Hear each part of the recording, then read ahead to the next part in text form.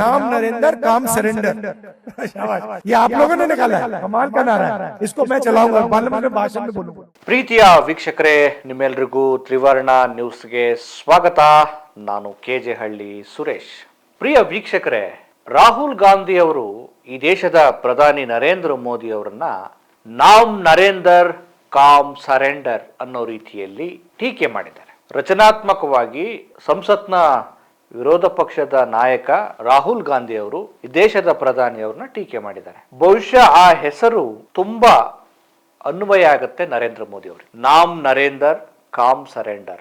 ಒಂದು ದೇಶದ ಪ್ರಧಾನಿ ತನ್ನ ವೈಯಕ್ತಿಕವಾದ ಹಿತಾಸಕ್ತಿಗಳು, ತನಗೆ ಬೇಕಾದ ಹಿತಾಸಕ್ತಿಗಳನ್ನ ಇಟ್ಟುಕೊಂಡು ದೇಶದ ವಿದೇಶಾಂಗ ನೀತಿಯನ್ನ ಸರಿಯಾಗಿ ಅರ್ಥ ಮಾಡ್ಕೊಳ್ಳದೆ ಅದನ್ನ ಯಾರ್ದೋ ಹಿತಾಸಕ್ತಿಗೆ ಬಲಿ ಕೊಟ್ಟು ಏನೆಲ್ಲ ಅಧ್ವಾನಗಳ ಆಗತ್ತೆ, ಅದರಿಂದ ದೇಶದ ಜನರು ಏನೆಲ್ಲ ಸಮಸ್ಯೆಗಳನ್ನ ಅನುಭವಿಸಬೇಕಾಗತ್ತೆ ಅನ್ನೋ ಸ್ಥಿತಿಯನ್ನ ನಾವೀಗ ನೋಡ್ತಾ ಇದ್ವಿ. ಅಂದ್ರೆ ದೇಶದ ಪ್ರಧಾನಿ ತನ್ನ ಜವಾಬ್ದಾರಿಯನ್ನ ಸರಿಯಾಗಿ ನಿರ್ವಹಿಸದೇ ಇದ್ರೆ ಅದರ ಪರಿಣಾಮವನ್ನ ವಿದೇಶಾಂಗ ನೀತಿಯ ವಿಚಾರಕ್ಕೆ ಇರಬಹುದು, ದೇಶದ ಆಮದು ರಫ್ತು ವ್ಯಾಪಾರ ವಹಿವಾಟು ಇರಬಹುದು, ಜೊತೆಗೆ ಇಲ್ಲಿರುವಂತ ಜನರ ಬದುಕಿನ ಪ್ರಶ್ನೆ ಇವೆಲ್ಲವೂ ಕೂಡ ಯಾವ ರೀತಿ ನರಕ ಆಗತ್ತೆ, ಹಿಂಸೆ ಆಗತ್ತೆ ಅಂತೇಳಿ ನಾವು ನೋಡ್ತಾ ಇದ್ವಿ. ಅದಕ್ಕೇನೆ ಬಹುಶಃ ರಾಹುಲ್ ಗಾಂಧಿ ಅವರು ನಾಮ್ ನರೇಂದರ್ ಕಾಮ್ ಸರೆಂಡರ್ ಅಂತ ಹೇಳಿದ್ರು ಅಂತ ಅನ್ಸುತ್ತೆ. ಸ್ನೇಹಿತರೆ ನೋಡಿ, ಒಂದು ಯುದ್ಧ ಸ್ನೇಹಿತರೆ, ಅಮೆರಿಕ, ಇಸ್ರೇಲ್ ಮತ್ತು ಈ ಎರಡೂ ದೇಶಗಳು ಇರಾನ್ ಮೇಲೆ ದಾಳಿ ಮಾಡ್ತಿರುವಂತ ಈ ಯುದ್ಧದ ಪರಿಣಾಮದಿಂದಾಗಿ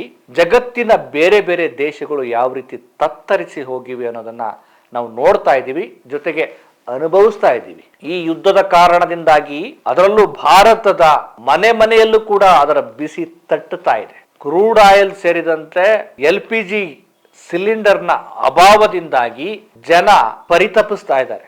ಜಾಗತಿಕ ಮಟ್ಟದಲ್ಲಿ ಈ ಯುದ್ಧ ಅನೇಕ ದುರಂತಗಳನ್ನ, ಕ್ರೌರ್ಯವನ್ನ ಕ್ರಿಯೇಟ್ ಮಾಡಿದೆ.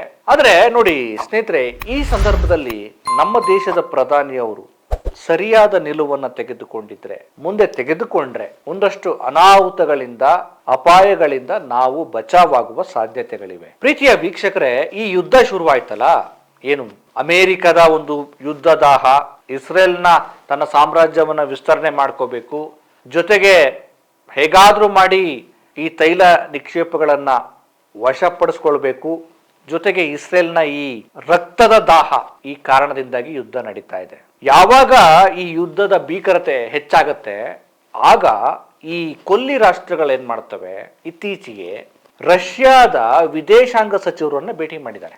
ಈ ಕೊಲ್ಲಿ ರಾಷ್ಟ್ರಗಳಿದಾವಲ್ಲ, ಈ ರಾಷ್ಟ್ರಗಳು ರಷ್ಯಾದ ವಿದೇಶಾಂಗ ಸಚಿವರನ್ನ ಭೇಟಿ ಮಾಡಿ Bahrain, Kuwait, Oman, Qatar, Saudi Arabia, United Arab emirate ದೇಶಗಳು, ಇವು ರಷ್ಯಾದ ವಿದೇಶಾಂಗ ಸಚಿವರನ್ನ ಭೇಟಿ ಮಾಡಿ, ನೋಡಿ ಯುದ್ಧ ಯುದ್ಧದ ಕಾರಣದಿಂದಾಗಿ ನಮಗೆ ತುಂಬಾ ಸಮಸ್ಯೆ ಆಗ್ತಾ ಇದೆ, ನಮ್ಮ ವ್ಯಾಪಾರ ವಹಿವಾಟಿಗೆ ತೊಂದರೆ ಆಗ್ತಾ ಇದೆ, ಮತ್ತೆ ಇದರ ಭೀಕರತೆ ಇನ್ನಷ್ಟು ಸಮಸ್ಯೆಯನ್ನ ತಂದೊಡ್ಡಬಹುದು.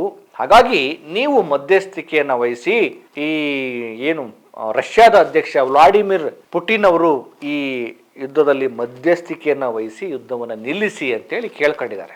ಆಗ ರಷ್ಯಾದ ಏನು ವಿದೇಶಾಂಗ ಸಚಿವ ಸರ್ಗಿ ಲಾವ್ರೋ ಅವರು ಹೇಳಿದ್ದಾರೆ, ನಿಮಗೆ ಈ ನಾವೊಂದು ಬ್ರಿಕ್ಸ್ ಒಕ್ಕೂಟವನ್ನ ಮಾಡ್ಕೊಂಡಿದ್ವಿ, ಆ ಬ್ರಿಕ್ಸ್ ಒಕ್ಕೂಟದ ಒಂದು ಆಶಯ ಏನಾದರೂ ಗೊತ್ತಿದೆಯಾ, ಜೊತೆಗೆ ಜಾಗತಿಕ ಮಟ್ಟದಲ್ಲಿ ಈ ಯುದ್ಧದ ಪರಿಣಾಮ ಯಾವ ರೀತಿ ತಂದೊಡ್ಡತ್ತೆ, ಮತ್ತೆ ಯುದ್ಧದ ಭೀಕರತೆಯಿಂದ ಆಗಿರುವಂತಹ ಒಂದು ಸಾವು ನೋವುಗಳ ಬಗ್ಗೆ ಏನಾದ್ರು ಪರಿತಾಪ ಇದೆಯಾ ಅಂತ ಕೇಳ್ತಾರೆ. ಆಮೇಲೆ ಸುಮಾರು 170 ಶಾಲಾ ಮಕ್ಕಳು ಏನು ಇರಾನ್ನ ಮಿನಾಬ್ ನಗರದಲ್ಲಿ ಅಮೆರಿಕ ಇಸ್ರೇಲ್ ದಾಳಿಯಿಂದ ಸುಮಾರು 170 ಶಾಲಾ ಮಕ್ಕಳು ತೀರ್ಕೊಂಡು ಹೋದ್ರಲ್ಲ, ಅದ್ರ ಬಗ್ಗೆ ನಿಮ್ಗೆ ಏನಾದ್ರು ಪರಿತಾಪ ಇದೆಯಾ ಅಂತ ಕೇಳ್ತಾರೆ. ಅಂದ್ರೆ ಈಗ ನಿಮ್ಮ ಬುಡಕ್ಕೆ ಬೆಂಕಿ ಬಿದ್ದಾಗ ನೀವು ಈಗ ಬಂದ್ಬಿಟ್ಟಿದ್ದೀರಲ್ಲ, ನಮ್ಗೇನಾದ್ರು ಸಹಾಯ ಮಾಡಿ ಅಂತ ಹೇಳ್ತಿರಲ್ಲ, ಮತ್ತೆ ಆ ಮಕ್ಕಳು, ಆ ದೇಶ ಈಗ ಪರಿತಪಿಸ್ತಾ ಇದೆ, ಜೀವ ಕಳ್ಕೊಂಡ್ರಲ್ಲ, ಅದ್ರ ಬಗ್ಗೆ ಏನಾದ್ರು ಪರಿತಾಪ ಇದೆಯಾ, ನಿಮಗೆ ನೋವಿದೆಯಾ ಅಂತ ಕೇಳ್ತಾರೆ. ಒಂದ್ ರೀತಿ ಉಗಿದು ಕಳಿಸಿದ್ದಾರೆ, ಅರ್ಥ ಮಾಡಿಸಿದ್ದಾರೆ ಅಲ್ಲಿನ ರಷ್ಯಾ ವಿದೇಶಾಂಗ ಸಚಿವರು. ಜೊತೆಗೆ ಇರಾನ್ ಈ 170 ಶಾಲಾ ಮಕ್ಕಳು ತೀರ್ಕೊಂಡೋದ್ರಲ್ಲ ಈ ದಾಳಿಯಿಂದಾಗಿ, ಪತ್ರಿಕೆಯಲ್ಲಿ ಪ್ರಕಟಿಸಿ, ನೋಡಿ ನಿಮ್ಮ ದಾಳಿಯಿಂದಾಗಿ ಇವರು ಜೀವ ಕಳ್ಕೊಂಡ್ರು ಅಂತ ಹೇಳಿ ಆ ಮಕ್ಕಳ ಏನು ಭಾವಚಿತ್ರವನ್ನು ಹಾಕಿ ನಿಮ್ಮ ರಕ್ತದಾಹಕ್ಕೆ ಕೊನೆ ಇದೆಯಾ ಅಂಥೇಳಿ ಅನ್ನೋ ಅರ್ಥದಲ್ಲಿ ಮಕ್ಕಳ ಮುಖಪುಟದಲ್ಲಿ ಅಲ್ಲಿನ ಪತ್ರಿಕೆಗಳು ಪ್ರಕಟ ಮಾಡಿವೆ. ಈ ಕೊಲ್ಲಿ ದೇಶಗಳು ತಮ್ಮ ಬುಡಕ್ಕೆ ಬಿಸಿ ತಟ್ಟಿದಾಗ ಅಲ್ಲಿಗೆ ಹೋಗಿ ದಯಮಾಡಿ ಯುದ್ಧ ನಿಲ್ಲಿಸಿ ಅಂತ ಹೇಳಿದ್ದಾರೆ. ಅವರಿಗೆ ಬುದ್ಧಿ ಹೇಳಿ ಕಳಿಸಿದ್ದಾರೆ, ಅರ್ಥ ಮಾಡಿಸಿದ್ದಾರೆ ಅಲ್ಲಿನ ರಷ್ಯಾ ವಿದೇಶಾಂಗ ಸಚಿವರು. ಜೊತೆಗೆ ರಷ್ಯಾದ ಆ ಸಚಿವರು ಹೇಳಿರೋ ಒಂದು ಮಾತಿದೆ.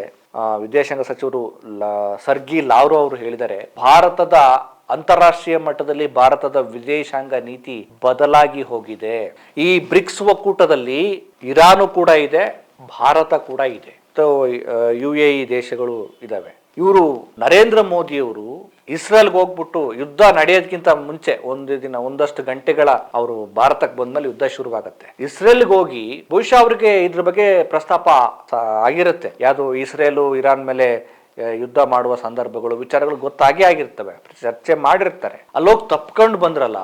ಈ ಬ್ರಿಕ್ಸ್ ಒಕ್ಕೂಟದಲ್ಲಿ ಇರಾನು ಕೂಡ ಇತ್ತು, ಇಂಡಿಯಾ ಕೂಡ ಇತ್ತು.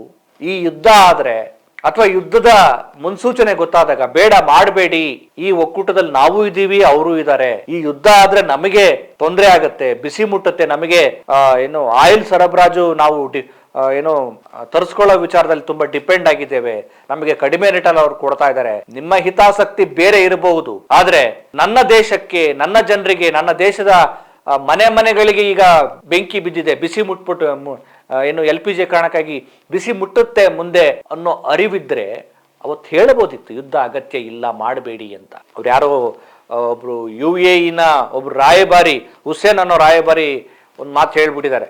ನರೇಂದ್ರ ಮೋದಿ ಅವರೇನಾದ್ರೂ ಇಸ್ರೇಲ್ಗೆ ಮತ್ತೆ ಇರಾನ್ನ ಅಲ್ಲಿನ ಮುಖ್ಯಸ್ಥರುಗಳಿಗೆ, ಇಸ್ರೇಲ್ನ ಅಧ್ಯಕ್ಷರಿಗೆ ಫೋನ್ ಮಾಡ್ಬಿಟ್ರೆ, ನೆತಾನ್ಯಾಹುಗೆ ಫೋನ್ ಮಾಡ್ಬಿಟ್ರೆ ಯುದ್ಧ ನಿಂತೋಗ್ಬಿಡುತ್ತೆ ಅಂತ. ಯುದ್ಧ ನಿಲ್ಲಿಸೋದಕ್ಕೆ ಅವಕಾಶ ಇತ್ತು. ಆ ದೇಶಕ್ಕೆ ಹೋಗಿ ತಪ್ಪಿಕೊಂಡು ಬಂದಿದ್ದಾರೆ ಅವರು. ಆ ದೇಶ ಬಿಟ್ಟಾದ್ಮೇಲೆ ಯುದ್ಧ ಶುರುವಾಗಿದೆ, ಈಗ ಯುದ್ಧ ನಡೀತಾ ಇದೆಯಲ್ಲ, ಫೋನ್ ಮಾಡಿ. ಮತ್ತೆ ಅವ್ರು ಹೇಳಿದಾರೆ ರಾಯಭಾರಿಗಳು, ನರೇಂದ್ರ ಮೋದಿ ಒಂದೇ ಒಂದು ಫೋನ್ ಕಾಲ್ ಮಾಡ್ಬಿಟ್ರೆ ಯುದ್ಧ ಸ್ಟಾಪ್ ಆಗುತ್ತೆ. ಮತ್ತೆ ಮಾಡಿಸಿ, ಜನ ಸಾಯ್ತಾ ಬಿದ್ದಿದಾರಲ್ಲ, ಅವ್ರಿಗೆ ಕ್ರೂಡ್ ಆಯಿಲ್ ಸಮಸ್ಯೆ ಶುರುವಾಗುವ ಸಾಧ್ಯತೆಗಳು ಹೆಚ್ಚಳ ಆಗಿವೆ, LPG ಗ್ಯಾಸ್ ಸಿಲಿಂಡರ್ ಸಮಸ್ಯೆ ಆಗಿದೆ, ಅಡಿಗೆ ಅನಿಲ, ಬೇರೆ ಬೇರೆ ಸಮಸ್ಯೆ ಆಗತ್ತೆ. ಈಗ ನಿಲ್ಲಿಸಿ. ಮತ್ತೆ ಸುಮ್ಮನೆ ಬಿಲ್ಡಪ್ ಕೊಟ್ಬಿಟ್ಟದು. ನಿಜವಾಗಿಯೂ ಅದಕ್ಕೆ ಹೇಳದ್ದು. ಅದಕ್ಕೆ ರಷ್ಯಾ ವಿದೇಶಾಂಗ ಸಚಿವರು ಭಾರತದ ವಿದೇಶಾಂಗ ನೀತಿಯ ವಿಚಿತ್ರವಾಗಿದೆ ಅನ್ನೋ ಅರ್ಥದಲ್ಲಿ ಹೇಳಿದ್ದಾರೆ. ಒಂದು ರೀತಿ ಯುದ್ಧ ನಡೆಯುತ್ತೆ ಅಂತ ಗೊತ್ತಿದ್ದು ಕೂಡ ಸುಮ್ಮನಿದ್ರೆ ಆ 170 ಮಕ್ಕಳ ಸಾವಾಯ್ತಲ್ಲ, ಅದಕ್ಕೆ ಒಂದು ರೀತಿ ನಾವು ಕೂಡ ಕಾರಣ ಆಗ್ಬೇಕಾಗತ್ತೆ. ಭಾರತವು ನಿಲ್ತಾ ಇತ್ತು. ಆ ಕಾರಣಕ್ಕೋಸ್ಕರನೇ ರಷ್ಯಾ ಈಗ ನಾವೇನೋ ಅವಾಗ ರಿಯಾಯಿತಿ ದರದಲ್ಲಿ, ಕಡಿಮೆ ದರದಲ್ಲಿ ಕೊಡ್ತಾ ಇದ್ವಿ, ಒಂದು $13 ರಿಯಾಯಿತಿ ದರದಲ್ಲಿ, ಈ ಹಿಂದೆ $13 ರಿಯಾಯಿತಿ ದರದಲ್ಲಿ ರಷ್ಯಾ ನಮಗೆ ತೈಲವನ್ನ ಕೊಡ್ತಾ ಇತ್ತು. ಈಗ ಬ್ಯಾರಲ್ಗೆ, ಒಂದು ಬ್ಯಾರಲ್ ಕಚ್ಚಾ ತೈಲಕ್ಕೆ $120 ಕೊಟ್ಟು ಖರೀದಿ ಮಾಡುವ ಅನಿವಾರ್ಯತೆ ಸೃಷ್ಟಿಯಾಗಿದೆ. ಈಗ ರಷ್ಯಾ ಹೇಳಿದೆ ಇದು ವ್ಯಾಪಾರ ಅಷ್ಟೇ, ನೀವು ಆ ಟೈಮಲ್ಲಿ ನಾವು ಸ್ನೇಹ ಪೂರ್ವಕವಾಗಿ ನಿಮಗೆ ಕಡಿಮೆ ಬೆಲೆಗೆ ಕೊಡ್ತಾ ಇದ್ವಿ ರಿಯಾಯಿತಿ ದರದಲ್ಲಿ, ನೀವು ಅಮೆರಿಕ ಮಾತನ್ನ ಕೇಳ್ಕೊಂಡು ನಮ್ಮ ಜೊತೆ ತೈಲ ಖರೀದಿಯನ್ನ ನೀವು ಕಡಿಮೆ ಮಾಡಿದ್ರೆ ಒಂದು ಹಂತಕ್ಕೆ ನಿಲ್ಲಿಸೋ ಸ್ಟೇಜಿಗೆ ಬಂದ್ರಿ. ಈಗ ಮತ್ತೆ ನಮಗೆ ಕೊಡಿ ಅಂತ ಕೇಳ್ತಾ ಇದ್ದೀರಿ. ನಾವು ಬಿಸ್ನೆಸ್ ಮಾಡಕ್ ಬಂದಿದ್ದೀವಿ, ತಗೊಳ್ಳಿ. ಎಷ್ಟಕ್ಕೆ? ಒಂದು ಬ್ಯಾರಲ್ಗೆ $120 ಬಂತಲ್ಲ. ಅಚ್ಚೇ ದಿನ ಅಲ್ಲಿಗೆ ಬಂದ್ಬಿಡ್ತು ನಮ್ಗೆ. ನಾವು ಅಂದ್ಕೊಂಡಿದೀವಿ ಪಾಕಿಸ್ತಾನ ನಮಗೆ ಮಗ್ಗುಲ ಮುಳ್ಳು. ಪಾಕಿಸ್ತಾನ ಎಲ್ಲಾ ದೇಶಕ್ಕೂ ಮಗ್ಗುಲ ಮುಳ್ಳೇ, ಅದು ನಮಗೂ ಮಗ್ಗುಲ ಮುಳ್ಳು, ಎಲ್ಲಾ ದೇಶಕ್ಕೂ ಮಗ್ಗುಲ ಮುಳ್ಳು. ಅದಕ್ಕಿಂತಲೂ ಅತಿ ಹೆಚ್ಚಿನ ಮಗ್ಗುಲ ಮುಳ್ಳು ದೇಶ ಏನಾದ್ರೂ ಇದ್ರೆ ಈ ಇಡೀ ಜಗತ್ತಿಗೆ ಮತ್ತೆ ನಮಗೆ ಇಂಡಿಯಾಗೆ, ಇದು ಅಮೆರಿಕ. ಎಂತ ವಿಚಿತ್ರ ಕೆಟ್ಟ ದೇಶ ಇದು ಅಂದ್ರೆ, ರಷ್ಯಾ ಮತ್ತು ಯುಕ್ರೇನ್ ಯುದ್ಧ ನಡೀತಿರುತ್ತೆ. ಆ ಸಂದರ್ಭದಲ್ಲಿ ನಾವು ತೈಲವನ್ನ ಕಡಿಮೆ ರೇಟಿಗೆ ತಗೊಳ್ತಾ ಇರ್ತೀವಿ. ಮಧ್ಯ ಪ್ರವೇಶ ಮಾಡಿದಂತ ಅಮೆರಿಕ ಕಡ್ಡಿ ಅಲ್ಲಾಡಿಸ್ಬಿಟ್ಟು ನಂದೊಂದು ಎಲ್ಲಿ ಇಡ್ಲಿ ಅಂತ ಹೇಳಿ ರಷ್ಯಾದ ವಿರುದ್ಧ ಆರ್ಥಿಕ ನಿರ್ಬಂಧವನ್ನ ಹೇರಿ ಇಂಡಿಯಾಗೆ ಹೇಳುತ್ತೆ, ನೀನು ರಷ್ಯಾದಿಂದ ತೈಲವನ್ನ ಖರೀದಿ ಮಾಡ್ಬೇಡಪ್ಪ. ಮೋದಿ ಅವ್ರಿಗೆ ಮಾಡಿದ್ದಕ್ಕೆ ಮತ್ತೆ ದಂಡ ಮತ್ತೆ ಟ್ಯಾಕ್ಸ್ ಜಡಿದ್ಬಿಟ್ರು. ಅಮೆರಿಕ 25% ದಂಡ ಸೇರಿದಂತೆ 50% ಸುಂಕ. ಅಂದ್ರೆ ತನಗೇನ್ ಅನ್ಸುತ್ತೆ, ತನಗೆ ಏನ್ ಬೇಕೋ ಅದನ್ನ ಅದು ಮಾಡ್ತಾ ಇದೆ. ಒಂದು ರೌಡಿಸಂ, ಜಾಗತಿಕವಾಗಿ ಒಂದು ಗೂಂಡಾಯಿಸಂ ಮಾಡ್ತಾ ಇದೆ ಅಮೆರಿಕ. ಆದ್ರೆ ಭಾರತ ಯಾವತ್ತಿಗೂ ಕೂಡ ಈ ರೀತಿ ಅಮೆರಿಕದ ಮುಂದೆ ಮಂಡಿ ಯೂರ್ಲಿಲ್ಲ. ಆದ್ರೆ ಜಾಗತಿಕ ಮಟ್ಟದಲ್ಲಿ ಮಂಡಿ ಇರುವ ಸಂದರ್ಭವನ್ನ ಇವತ್ತಿನ ಪ್ರಧಾನಿಗಳು ಮಾಡ್ಬಿಟ್ರು. ನೋಡಿ, ರಷ್ಯಾ ಜೊತೆ ಒಳ್ಳೆ ಸ್ನೇಹ ಇಟ್ಕೊಂಡಿದ್ವಿ, ನಮಗೆ ಕಡಿಮೆ ಬೆಲೆಗೆ ಕೊಡ್ತಾ ಇದ್ರು. ಆ ಸಂದರ್ಭದಲ್ಲಿ ಮಧ್ಯ ಪ್ರವೇಶ ಮಾಡಿ ನಮಗೆ ಬ್ಲಾಕ್ ಮೇಲ್ ಮಾಡಿ ರಷ್ಯಾ ಜೊತೆ ಆರ್ಥಿಕ ನಿರ್ಬಂಧವನ್ನ ಹೇರಿ ರಷ್ಯಾಗೆ ನಾವು ರಷ್ಯಾದಲ್ಲಿ ಕಡಿಮೆ ಬೆಲೆಗೆ ತೈಲವನ್ನ ಖರೀದಿ ಮಾಡೋದನ್ನ ಸ್ಟಾಪ್ ಮಾಡಿದ್ರು. ಆಮೇಲೆ ಈಗ ಯುದ್ಧ ಶುರುವಾಗಿದೆ. ಹೀಗೆ ಹೇಳ್ತಿದ್ದಾರೆ, ಮೋದಿ ಅಂದ್ರೆ ಇಂಡೈರೆಕ್ಟ್ ಆಗಿ ಅಲ್ಲಿನ ಅಮೆರಿಕದ ಒಬ್ಬ ಹಣಕಾಸು ಸಚಿವ ಸ್ಕಾಟ್ ಏನೋ ಹೇಳ್ತಾನೆ, ನಿಮಗೆ 30 ದಿನ ಟೈಮ್ ಕೊಡ್ತೀವಿ, ನೀವು ಖರೀದಿ ಮಾಡಿ. ಏನ್ ಆಟ ಆಡ್ತಾ ಇದಾರ? ಅವಾಗ ಹೇಳ್ತಾನೆ, ನೀನ್ ಖರೀದಿ ಮಾಡ್ಬೇಡಪ್ಪ, ನೀನ್ ಮಾಡಿದ್ರೆ ನೀನು ಅಮೆರಿಕ ಕಳಿಸುವಂತ ನಿನ್ನ ಏನು ರಫ್ತು ವಸ್ತುಗಳ ಮೇಲೆ ಟ್ಯಾಕ್ಸ್ ಜಡಿತೀನಿ ಅಂತ ಹೇಳ್ತಾನೆ. ಹೀಗೆ ಹೇಳ್ತಾನೆ, ನೀನ್ ಈಗ ಖರೀದಿ ಮಾಡು ಏನು ರಷ್ಯಾ ಜೊತೆ. ಎಂತ ಹುಚ್ಚು ತಲೆಕೆಟ್ಟ ದೇಶಗಳ ಸಹವಾಸ ನಮ್ಮ ದೇಶಕ್ಕೆ, ನಮ್ಮ ದೇಶದ ಪ್ರಧಾನಿಗಳಿಗೆ. ಅವನು ರಕ್ತದಾಹಿ ನೇತಾನ್ಯ, ಇವನು ಹುಚ್ಚು ದೊರೆ ಅಲ್ಲ, ಹುಚ್ಚು ಅಧ್ಯಕ್ಷ, ಅವನು ತಿಕ್ಕಲ ಸರ್ವಾಧಿಕಾರಿ ಧೋರಣೆ. ಇದರಿಂದಾಗಿ ದೇಶದ ಜನರು ಪರಿತಪಿಸುವ ಸಂದರ್ಭ. ಇದಷ್ಟೇ ಅಲ್ಲದೆ ಈಗ ಅದೇನೋ ಹೇಳ್ತಾರಲ್ಲ, ನಮ್ಗೇನೆ ಇಲ್ಲ, ನಾವೇ ಒದ್ದಾಡ್ತಾ ಇದ್ದೀವಿ ತೈಲದ ವಿಚಾರಕ್ಕೆ ಸಂಬಂಧಪಟ್ಟಂಗೆ. ನಮ್ಮ ಮಧ್ಯಮ ವರ್ಗದ ಜನರು, ಬಡ ಜನರು ಒದ್ದಾಡ್ತಿದ್ದೀವಿ. ಈ ಸಂದರ್ಭದಲ್ಲಿ ಒಂದು ದೊಡ್ಡ ತ್ಯಾಗ ಏನು ಅಂದ್ರೆ, ಭಾರತದಿಂದ ಬಾಂಗ್ಲಾಗೆ 5,000 ಟನ್ ಡೀಸೆಲ್ ಪೂರೈಕೆ. ಈಗ ನಮಗೇನೆ ಇಲ್ಲ ತಿನ್ನಕ್ಕೆ ಅನ್ನೋ ಅರ್ಥದಲ್ಲಿ ಇನ್ ಪಕ್ಕದ ಮನೆ ಕೊಡ್ಬೇಕಂತೆ. ಫಸ್ಟ್ ನಾವಲ್ವಾ, ಏನೋ ಅಗ್ರಿಮೆಂಟ್ ಮಾಡ್ಕೊಂಡ್ರೆ ಕೊಡ್ಲೇಬೇಕು. ಇಂಥ ಸಂದರ್ಭದಲ್ಲಿ ಅಂದ್ರೆ ತೈಲ ಎಮರ್ಜೆನ್ಸಿ ಕ್ರಿಯೇಟ್ ಆಗಿರುವಂತ ಸಂದರ್ಭದಲ್ಲಿ ಭಾರತ ಬಾಂಗ್ಲಾದೇಶಕ್ಕೆ 5,000 ಟನ್ ಡೀಸೆಲ್ ಅನ್ನ ಪೂರೈಕೆ ಮಾಡ್ತಾರಂತೆ. ಅದು ಕಡಿಮೆ ಡೀಸೆಲ್ಗೆ ಇಷ್ಟು ಕಡಿಮೆ ಏನೋ ಒಂದು ಅದನ್ನು ಹೇಳ್ತಿದ್ದಾರೆ, ಅದು ಇನ್ನು ಕನ್ಫರ್ಮೇಶನ್ ಇಲ್ಲ. ಡೀಸೆಲ್ಗೆ ಕಡಿಮೆ ದರದಲ್ಲಿ ಕೊಡ್ತಾ ಇದ್ದಾರೆ, ನಮಗ್ ಮಾತ್ರ ಜಾಸ್ತಿ ಮಾಡಿದ್ದಾರೆ. ಒಂದ್ ರೀತಿ ಅಭಾವನೂ ಆಗಿದೆ ಅನಿಲ ವಿಚಾರಕ್ಕೆ ಸಂಬಂಧಪಟ್ಟಂಗೆ, ಮತ್ತೆ ಟ್ಯಾಕ್ಸ್ ಕೂಡ ಏನು ರೇಟ್ ಕೂಡ ಜಾಸ್ತಿ ಮಾಡಿದ್ದಾರೆ. ವಿಶ್ವಗುರು ಅಂತ ಹೇಳ್ತೀರಿ, ಯಾವ ರೀತಿ ವಿಶ್ವಗುರು? ನಿಮ್ಮ ವಿದೇಶಾಂಗ ನೀತಿಗಳಿಗೆ ಏನಾದ್ರು ತಳಬುಡ ಇದೆಯಾ? ನೀವು ಆ ರಷ್ಯಾ ಹೇಳಿದೆ, ರಷ್ಯಾದ ವಿದೇಶಾಂಗ ಸಚಿವ ಹೇಳಿದಾನೆ, ಮತ್ತೆ ಬುದ್ಧಿವಾದ ಹೇಳಿ ಕಳಿಸಿದಾನೆ ಈ ಕೊಲ್ಲಿ ರಾಷ್ಟ್ರಗಳಿಗೆ. ಕಡಿಮೆ ರೇಟಲ್ಲಿ ಕೊಡುವಂತ ಆಯಿಲ್ ಅನ್ನ ಕಡಿಮೆ ರೇಟಲ್ಲಿ ನಮಗೆ ಸರಬರಾಜು ಮಾಡುವಂತ ದೇಶಗಳ ಜೊತೆ ನೀವು ಈ ಟ್ರಂಪ್ನ ಕಾರಣಕ್ಕೋಸ್ಕರ ಎದುರ್ಕೊಂಡು ಅವರು ಸ್ನೇಹ ಕಳ್ಕತ್ತೀರಿ. ಈಗ ಮತ್ತೆ ಅವ್ರ ಹತ್ರ ತೈಲ ಕೊಡಿ ಅಂತ ಹೇಳ್ತೀರಿ, ಮತ್ತೆ ಆ ದೇಶಗಳು ಆದೇಶ ಮಾಡುತ್ತೆ, ಅಮೆರಿಕ ಹೇಳುತ್ತೆ ನೀವು ಅಲ್ಲಿ ಅವ್ರ ಹತ್ರ ಹೋಗಿ ಅಂತ. ಈಗ ಜಾಸ್ತಿ ಮಾಡಿದ್ದಾರೆ, ಇಲ್ಲೂ ಇಲ್ಲ ಅಲ್ಲೂ ಇಲ್ಲ.